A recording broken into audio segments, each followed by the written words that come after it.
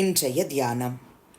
நான் ஒருபோதும் உம்முடைய கட்டளைகளை மறக்க மாட்டேன், அவைகளால் நீர் என்னை உயிர்ப்பித்தீர். சங்கீதம் 119:93. ஆண்டவரும் இரட்சகருமாகிய இயேசு கிறிஸ்துவின் நாமத்தினாலே இந்த காலை வேளையில இன்றைய தியான நிகழ்ச்சியின் வாயிலாக உங்கள் ஒவ்வொருவரையும் சந்திப்பதில் நான் கிறிஸ்துவுக்குள் மிக்க மகிழ்ச்சி அடைகிறேன். பிரியமானவர்களே, இந்த 119ஆம் சங்கீதத்தின் மூலமாக கர்த்தர் ஒவ்வொரு நாளும் என்னோடு கூட இடைப்பட்டு கொண்டிருக்கிறார். இந்த சங்கீதத்தில் உள்ள ஒவ்வொரு வார்த்தையும் நம்முடைய ஆவி, ஆத்துமா, சரீரத்தையும் உயிர்ப்பிக்கத்தக்கதாய் கர்த்தருடைய ஆவியானவர் எழுதி வைத்திருக்கிறார். ஒருவேளை இந்த சங்கீதம் தாவீது எழுதியிருக்கலாம் என்று சொல்லுகிறார்கள். பிரியமானவர்களே, அவர் என்ன சொல்றாரு? நான் ஒருபோதும் உம்முடைய கட்டளைகளை மறக்க மாட்டேன். நான் ஒருபோதும் நான் உங்க கட்டளைகளை மறக்க மாட்டேன், அவைகளால் நீர் என்னை உயிர்ப்பித்தீர். கர்த்தருடைய பிள்ளைகளே, நாம கூட இப்படி சொல்லணும். அப்பா, நான் ஒருபோதும் உம்முடைய கட்டளைகளை மறக்க மாட்டேன். பைபிளில் ஆதியாகமத்திலிருந்து வெளிப்படுத்தல் வரைக்கும் பரிசுத்த வேதத்தில் கர்த்தருடைய ஆவியானவர் எழுதி வைத்திருக்கிற ஒவ்வொரு வார்த்தையும், அது கட்டளைகளாக இருந்தாலும், அது தீர்க்க தரிசனமான வார்த்தைகளாக இருந்தாலும், அது ப்ராமிஸ் வாக்குத்தத்த வசனங்களாக இருந்தாலும், நாம அதையெல்லாம் நமக்கென்று ஏற்றுக்கொண்டு அதை மறக்காம அதை கடைபிடிக்க ஆவியானவரே எனக்கு கிருபை தரணும்னு ஒவ்வொரு நாளும் நம்ம போராடி ஜெபிச்சு, அப்பா, நாங்கள் சங்கீதக்காரனை போல ஒருபோதும், நான் மாத்திரமல்ல, என் ஹஸ்பண்ட், என் ஒய்ஃப், என் பிள்ளைங்க, எங்கள் குடும்பத்தில் உள்ளவங்க, பெற்றோர், இன்லாஸ், நாங்கள் எல்லாருமே ஒருபோதும் உங்கள் கட்டளைகளை மறக்க மாட்டோம் ஆண்டவரே, அவைகளால் நீர் என்னை உயிர்ப்பித்தீர் என்று சங்கீதக்காரர் சொன்னது போல நாங்கள் கூட உங்கள் கட்டளைகளால் தான், உங்கள் வார்த்தையால் தான் உயிர்ப்பிக்கப்பட்டிருக்கிறோம் என்று சொல்ல வேண்டும். பிரியமானவர்களே, 119ஆம் சங்கீதம் 16ஆம் வசனத்தில் சங்கீதக்காரன் எழுதுகிறார், உமது பிரமாணங்களில் மனமகிழ்ச்சியாக இருக்கிறேன், உமது வசனத்தை மறவேன். நம்ம எதில் மனமகிழ்ச்சியை தினந்தோறும் அடைகிறவர்களாக இருக்கிறோம்? நல்ல நமக்கு வேண்டிய பொருள்களை பார்க்குறோம், அதை வாங்குகிறோம், அதில் மனமகிழ்ச்சி அடைகிறவர்களாக இருக்கிறோமா?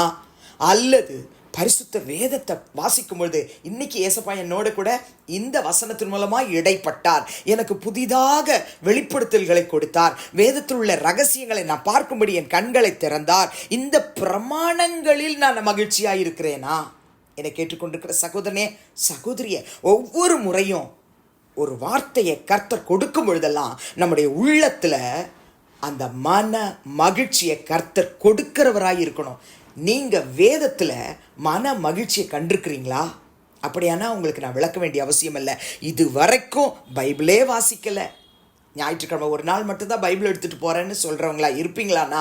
தயவாய் உங்களை கேட்குறேன், கர்த்தருடைய வேதத்தை எடுத்து வாசிங்க, தினந்தோறும் வாசிங்க, நேரம் கிடைக்கும் பொழுதெல்லாம் வாசிங்க, சோர்ந்து போகும் பொழுது வாசிங்க, வியாதியாக இருக்கும் பொழுது, பலவீனம் தாக்கும் பொழுது வாசிங்க, குடும்பத்தில் பிரச்சனை இருக்கும் பொழுது பைபிள் எடுத்து வாசிங்க. அதிலும் குறிப்பாக 150 சங்கீதங்கள் கர்த்தர் நமக்காகவே எழுதி வைத்து கொடுத்திருக்கிறார். மத்தேயு, மார்க்கு, லூக்கா, யோவான் சுவிசேஷங்களை கர்த்தர் நமக்கு கொடுத்திருக்கிறார். அதை படிக்கும் பொழுது நம்ம ஆவி உயிர் பெறும்.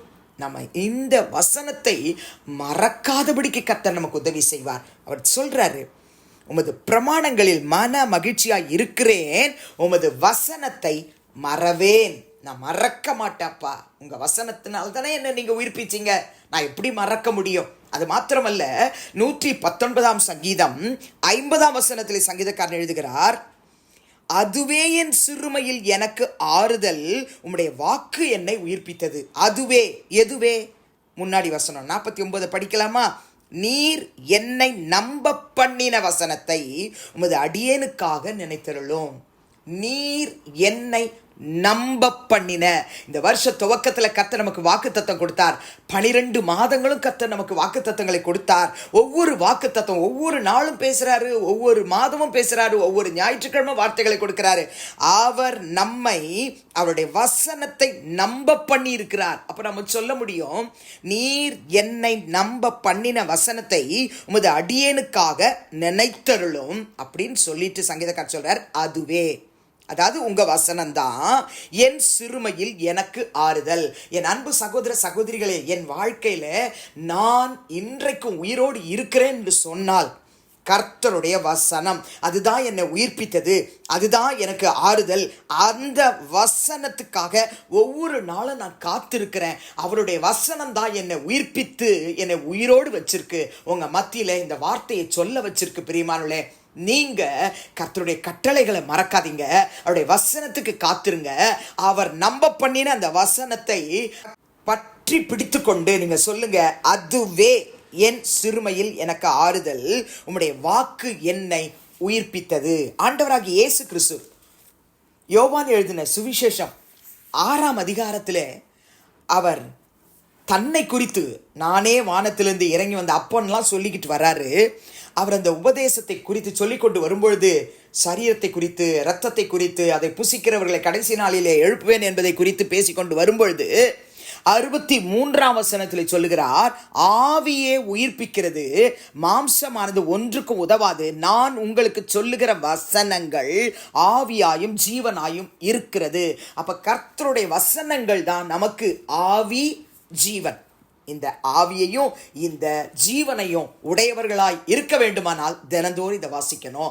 1 பேதுரு 1ஆம் அதிகாரம் 23ஆம் வசனத்திலே பேதுரு எழுதுகிறார், அழிவுள்ள வித்தினாலே அல்ல, என்றென்றைக்கும் நிற்கிறதும் ஜீவனுள்ளதுமான தேவ வசனமாகிய அழிவில்லாத வித்தினாலே மறுபடியும் ஜெனிப்பிக்கப்பட்டிருக்கிறீர்களே. ஜெனிப்பிக்கப்படலைன்னா இருக்கிற இடத்துல கண்களை மூடுவீர்களா? ஜெபிப்போம். பரிசுத்தமுள்ள பிதாவே, இயேசுவின் நாமத்தில் இந்த காலையில நம்முடைய சமூகத்துக்கு நாங்கள் வருகிறோம். 119ஆம் சங்கீதம் 93ஆம் வசனத்தின்படி நாங்கள் ஒவ்வொருவரும், கர்த்தாவே, நான் ஒருபோதும் உம்முடைய கட்டளைகளை மறக்க மாட்டேன், அவைகளால் நீர் என்னை உயிர்ப்பித்தீர் என்று சங்கீதக்காரன் சொன்னது போல ஆண்டவரே, ஒவ்வொருவரையும் உயிர்ப்பியும் அப்பா. உங்க வசனத்தை அவங்க மறக்க கூடாது ஆண்டவரே.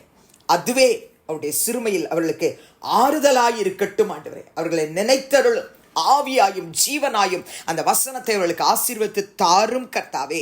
அழிவுள்ள வித்தினாலே அல்லப்பா, என்றென்றைக்கும் நிற்கிறதும் ஜீவனுள்ளதுமான தேவ வசனமாகிய அழிவு இல்லாத வித்தினாலே மறுபடியும் ஒவ்வொருவரையும் ஜெனிப்பிப்பீராக என்று வேண்டுகிறேன். துதிகன மகிமையை உமக்கு செலுத்துகிறோம் இயேசுவின் நாமத்தில் பிதாவே, ஆமேன். கிறிஸ்துவுக்குள் பிரியமானவர்களே, இந்த நாளிலே கர்த்தர் தாமே உங்களோடு கூட இருப்பாராக, உங்களை ஆசீர்வதிப்பாராக, உங்களை நடத்துவாராக. ஆமேன்.